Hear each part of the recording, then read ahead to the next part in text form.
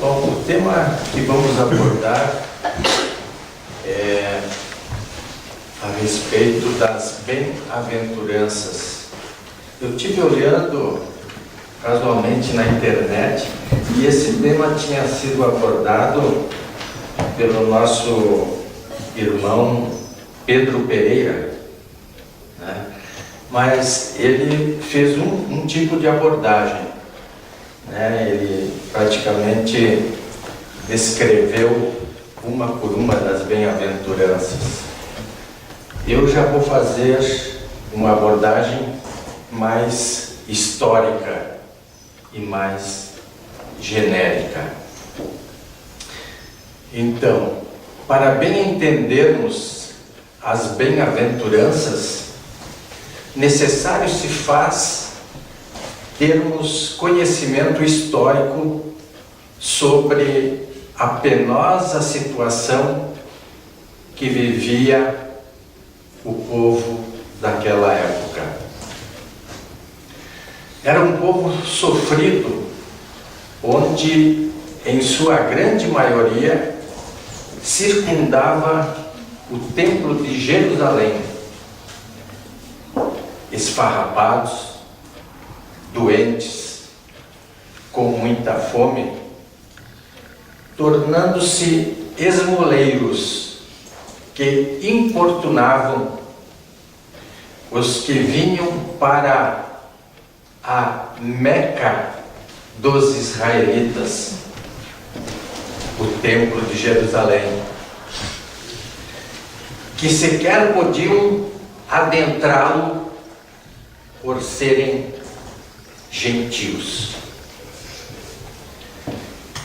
Eram intuídos pelos integrantes do Sinédrio, sumos sacerdotes e levitas, a se considerarem castigados por Deus e indignos de frequentarem o templo, e por isso deviam viver aquela vida na miséria.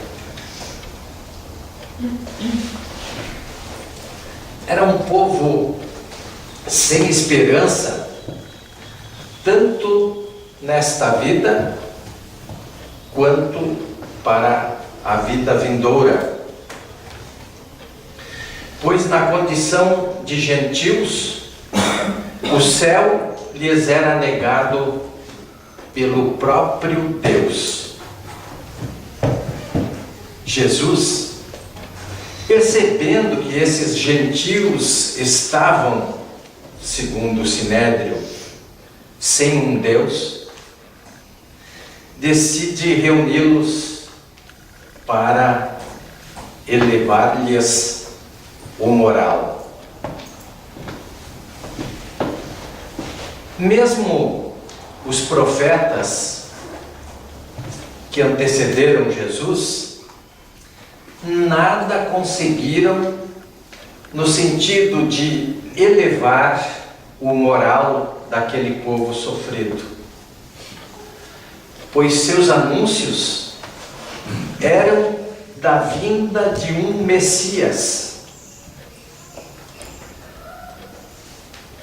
Em nada lhes explicando sobre uma vida futura junto ao grande Pai.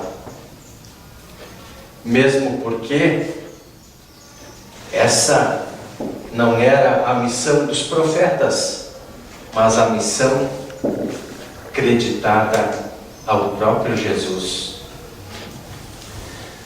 Nem mesmo João Batista se atrevia a comentar com profundidade esses assuntos, pois que na condição de profeta, sua missão era assegurar a vinda do Messias, ao qual sequer, segundo ele, merecia atar ou desatar as suas alpercatas. Os profetas anunciavam a vinda do Messias, mas Messias para aquele povo significava aquele que viria para tirar o povo judeu do jugo dos romanos. Para os gentios, isso era irrelevante, pois em nada mudaria sua situação. Continuariam a ser gentios, pobres, humilhados, condenados por Deus, sem o saberem por quê, nem por que motivos. Tudo isso segundo lhes era passado pelos, vamos dizer assim, padres da época, né? Os sacerdotes.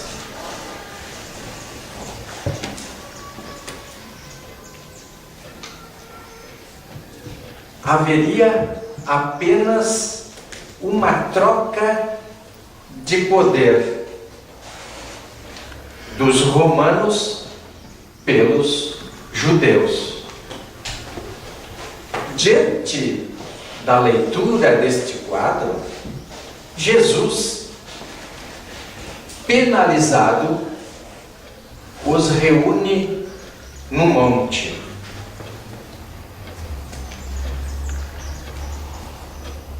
E ali busca elevar-lhes o moral. Jesus assim se expressa: vós sois bem-aventurados, vós que sois pobres, porque o reino dos céus é para vós. Os ricos têm sua consolação neste mundo, estão saciados, mas terão fome. Riem agora, mas serão reduzidos ao pranto e às lágrimas. Essas afirmativas de Jesus contrariavam aquilo que os sacerdotes pregavam, que eles, os gentios, sofriam porque não faziam parte do povo de Deus.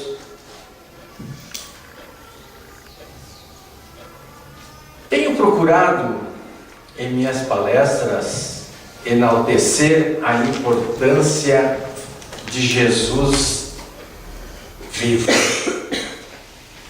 Não que sua morte não mereça uma reflexão mais detalhada, mas não vejo por que se dar mais importância à sua morte do que seus ensinamentos em vida.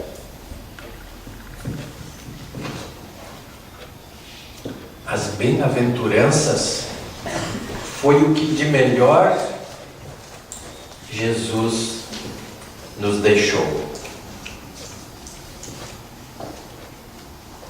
E Jesus, vendo a multidão, subiu a um monte e, assentando-se, aproximaram-se dele os seus discípulos. E abrindo a sua boca, os ensinava, dizendo: bem-aventurados os pobres de espírito, porque deles é o reino dos céus. Bem-aventurados os que choram, porque serão consolados. Bem-aventurados os mansos, porque herdarão a terra. Bem-aventurados os que têm fome e sede de justiça,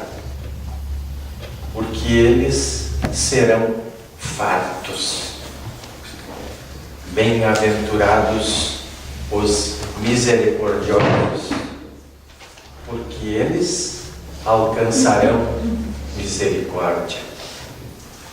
Bem-aventurados os puros de coração, porque eles verão a Deus. Bem-aventurados os pacificadores, porque eles serão chamados filhos de Deus. Bem-aventurados os que sofrem perseguição por causa da justiça, porque deles é o reino dos céus. Bem-aventurados sois vós, quando vos injuriarem e perseguirem, e mentindo, falarem todo mal contra vós por minha causa. Exultai e alegrai-vos, porque é grande o vosso galardão nos céus, porque assim perseguiram os profetas que vieram antes de vós, os apóstolos. Vós sois o sal da terra, e se o sal se tornar insípido, com que se há de salgar?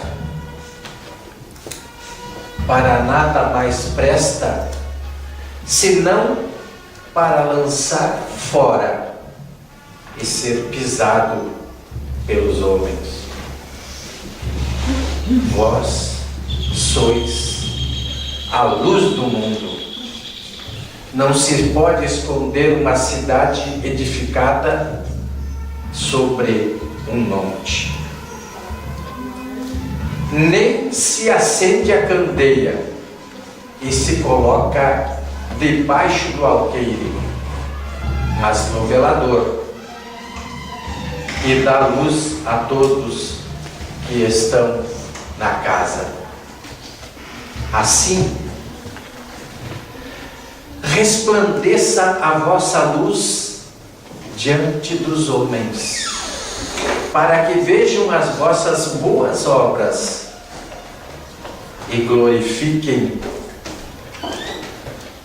a vosso Pai que está nos céus. Meus irmãos, que ensinamentos maravilhosos esses deixados por Jesus. E dizer que muitos se valem mais de sua morte do que de seus ensinamentos em vida.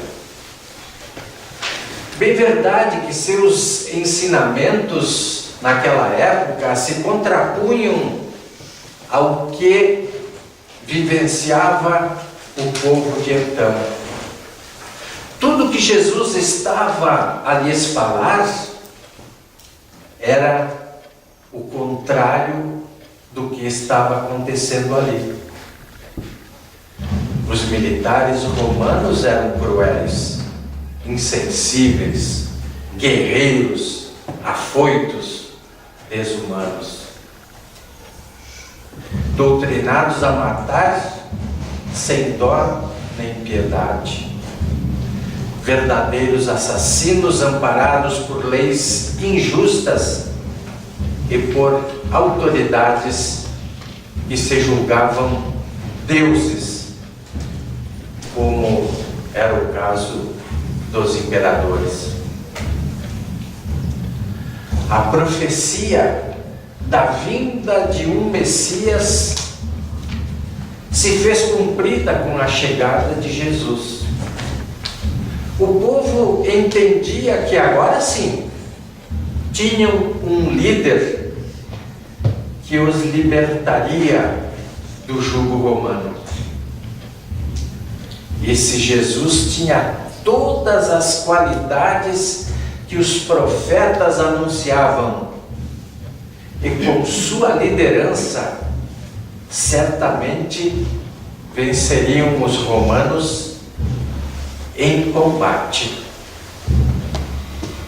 Mas quando toda essa confiança era depositada no Mestre, eis que ele apresenta o Sermão da Montanha, ou melhor dizendo, as bem-aventuranças.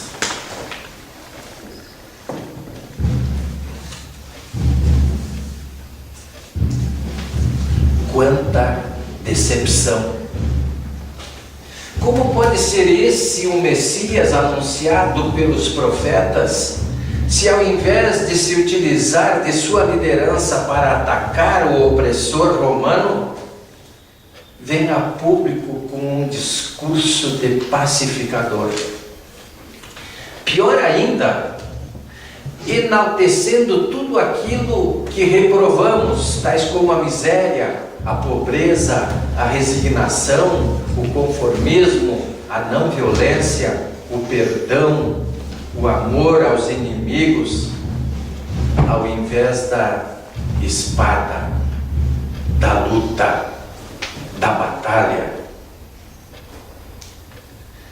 Que Jesus é esse que tem poderes para expulsar os demônios, curar os doentes, transformar água em vinho, fazer os cegos verem, os surdos ouvirem, os coxos caminharem, os leprosos se curarem, os mortos ressuscitarem, como foi o caso de Lázaro.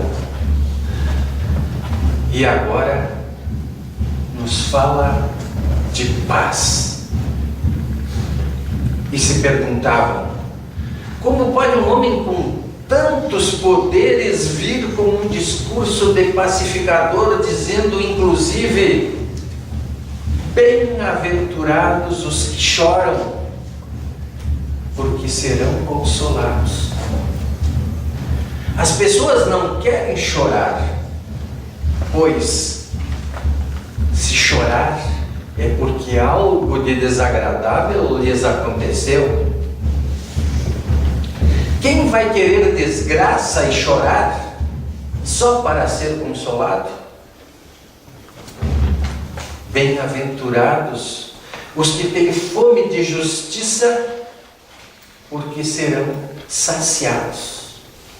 Todos nós temos fome de justiça, mas como seremos saciados se somos verdadeiros escravos junto ao imperador romano, que só quer nossos impostos e nada nos dá em troca? Será que este Jesus conhece a nossa realidade? Será este o Messias anunciado pelos profetas? Como pode vir então com um discurso de pacificador, ao invés de nos liderar num combate aos romanos? Sim, meus irmãos, é isso mesmo. Nada é mais valioso do que a paz. Por isso Jesus, antes de partir, disse aos seus apóstolos: eu vos deixo a paz, eu vos dou a minha paz. A paz estava tão presente em Jesus que ele a ninguém odiava e a ninguém odiou, nem mesmo aos seus algozes. Ainda no lenho da cruz, ele assim se expressa: Pai, perdoai-lhes, porque não sabem o que fazem. Vejamos mais um discurso de Jesus. Aprendestes que foi dito: amareis vosso próximo e odiarei vossos inimigos. Eu vos digo: amai os vossos inimigos, fazei o bem àqueles que vos odeiam e orai por aqueles que vos perseguem e vos caluniam, a fim de que vós sejais os filhos de vosso Pai que está nos céus, que fez erguer o sol sobre os bons e sobre os maus, e fez chover sobre os justos e os injustos.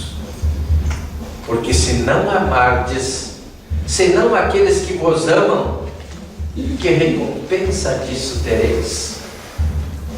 Os publicanos não o fazem também? Eu vos digo que se a vossa justiça não for mais abundante que a dos escribas e dos fariseus, não entrareis no reino dos céus.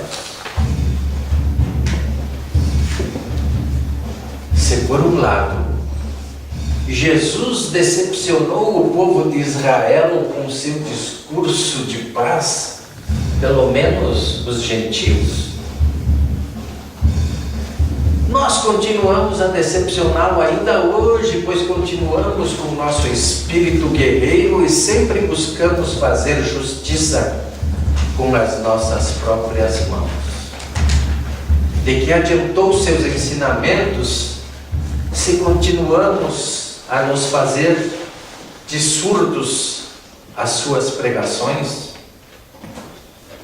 Quando fazemos justiça com as nossas próprias mãos, perdemos a razão, porque sempre vamos querer fazer nosso desafeto sofrer um pouco mais do que ele nos fez sofrer. Ao invés de deixar que a justiça divina se faça por si mesma, queremos ser juízes e algozes do nosso próximo. Precisamos aprender a confiar na justiça divina, que é educativa e não vingativa. Os espíritos que se nos apresentam nas sessões mediúnicas e que dizem querer justiça, dizem que não esperam pela justiça divina porque esta é muito lenta. Na verdade, se somos espíritos imortais, o tempo não existe. Então a justiça divina se faz no seu tempo e não no nosso. O certo é que a justiça divina cobra tudo, centil por centil, mas na exata proporção ao delito, na ofensa cometida. Quanto mais interferirmos na justiça divina com a nossa própria justiça, mais sofreremos, pois estamos a desobedecer a lei de Deus, que nos diz que devemos amar aos nossos inimigos. Outras vezes, os espíritos desencarnados em sofrimento nas sessões mediúnicas se mostram irredutíveis em não querer perdoar. Então o doutrinador solicita aos espíritos de luz presentes que lhes seja mostrada a razão pela qual o seu desafeto agiu daquela forma. Frente a uma tela, lhes é mostrado suas vidas passadas e toda a sorte de crimes praticados pelo ora cobrador. Não foram poucas as vezes que bastou mostrar essas vidas passadas para que o próprio ofendido se retratasse frente ao ofensor, pedindo-lhe, inclusive, perdão pelos fatos pretéritos por ele praticados. As bem-aventuranças é tudo que Jesus poderia nos ensinar para alcançarmos a paz de nossas almas. Se pudéssemos compreender Jesus na sua essência, veríamos que sua vida terrena foi mais valiosa do que a sua morte. Pois tudo o que nos ensinou em vida passou a se denominar de a Boa Nova. Se continuamos a pecar, agora o fazemos com responsabilidade.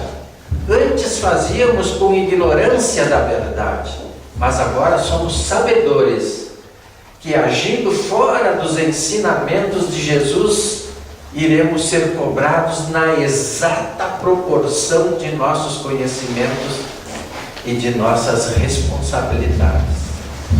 Já não nos é lícito dizer que ignoramos que fazer o mal ao próximo é um pecado, pois Jesus veio e nos disse: amai o vosso próximo como a vós mesmos.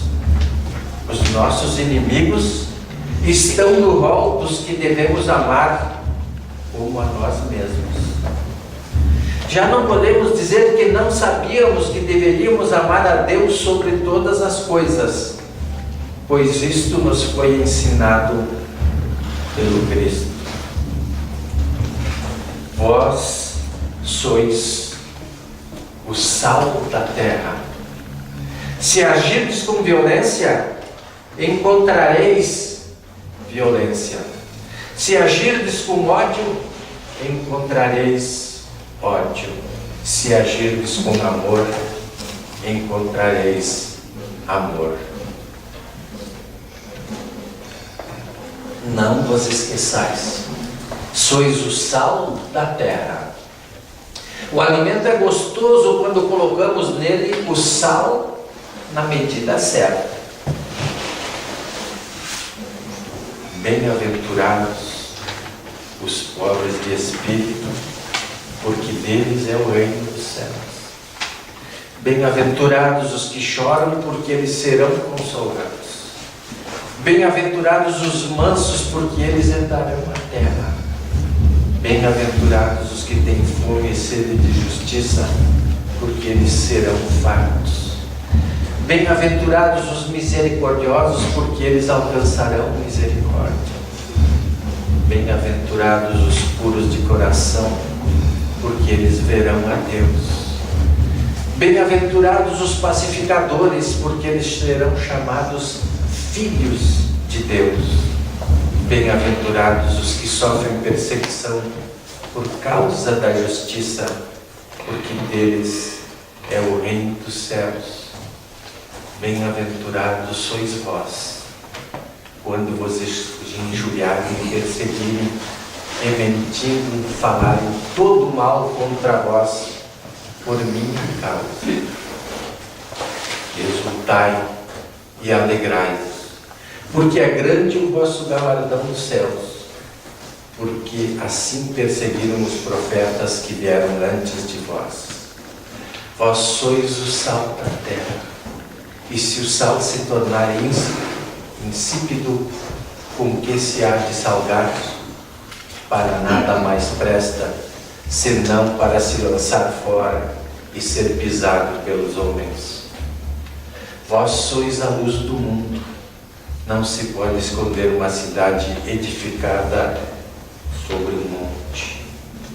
Nem se acende a candeia e se coloca debaixo do alqueire, mas no velador, e dá a luz a todos que estão na casa.